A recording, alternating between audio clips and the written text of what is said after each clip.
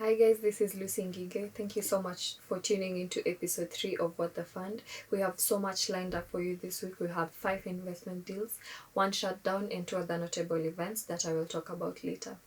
First off, we start with Kuda, Nigeria's first digital bank and the only fintech in Nigeria to be licensed by the Central Bank of Nigeria, raising $1.6 million in a pre-seed round.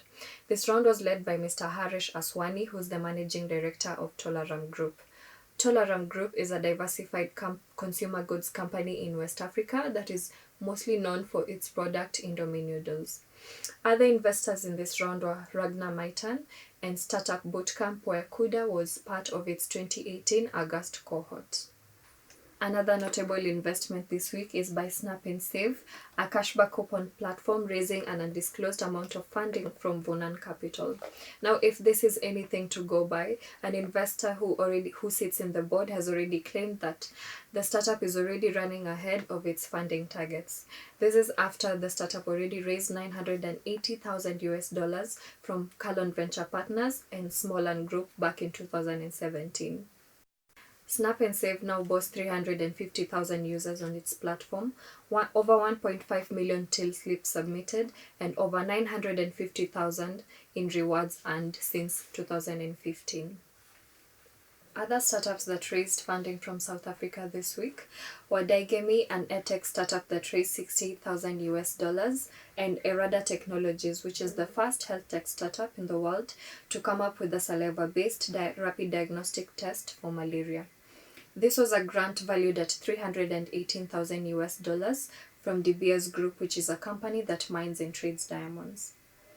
Erada Technologies intends to use this funding on the last stage development of its product dubbed Smart, which will be launched in April 2020 next year on World Malaria Day. Now over to Egypt, where the Central Bank of Egypt is set to unveil a fintech fund whose size will range between $50 million to $100 million. This was reported by Mr. Amir Talat, who is the Minister of Communications and Information Technology. This initiative falls under the Central Bank of Egypt's initiatives to transform Egypt into a regional center for digital financial services.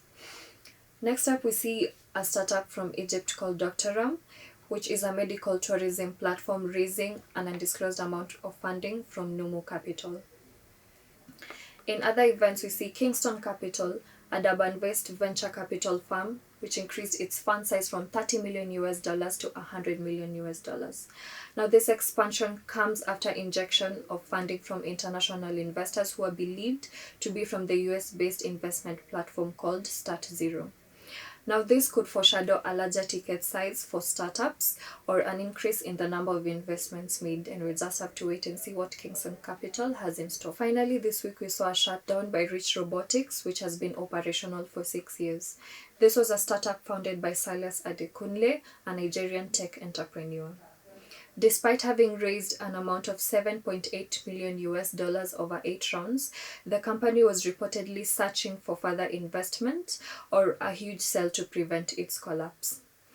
Rich Robotics was known for Mechanon, a spider-like robot which was controlled by a smartphone app. Bidding goodbye, Silas thanked his co-founders, his team, and everyone who supported him through his entrepreneurship journey. That's all for this week. Thank you so much for tuning in. See you next week.